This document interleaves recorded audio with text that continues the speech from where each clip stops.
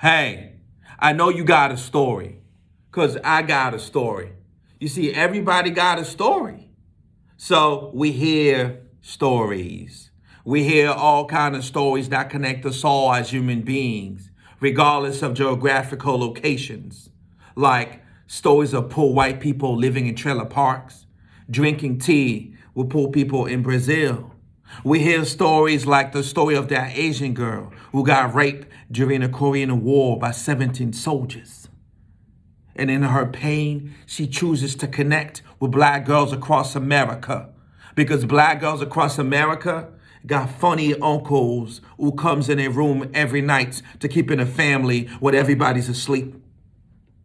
And together, these girls, they gather other girls across the globe. They gather 30,000 girls in Cambodia who are enslaved by sex trafficking so they can all hold hands together and pray, looking for God. And that's when they meet God, they will ask him if they can play double dutch in heaven playground. So they don't have to worry about anybody loving them sexually. Peace. Peace, y'all. My name is Leonard Chitange.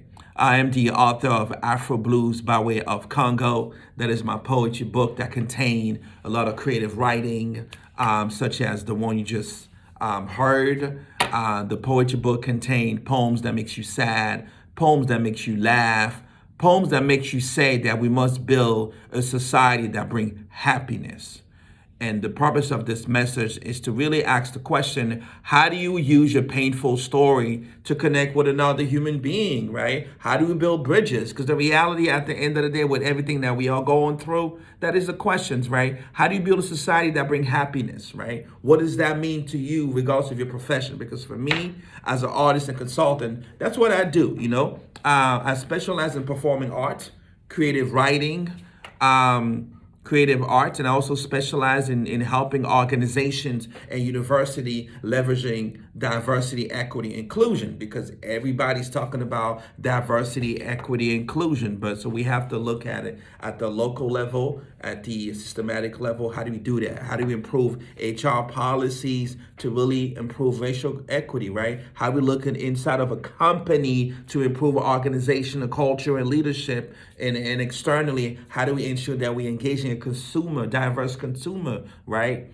And to have a win-win. But it starts with a story. That is my thoughts, and especially using the painful stories to learn how to connect with another human being. All right. Thank you for listening. My website is www.consciouslyexposed.net.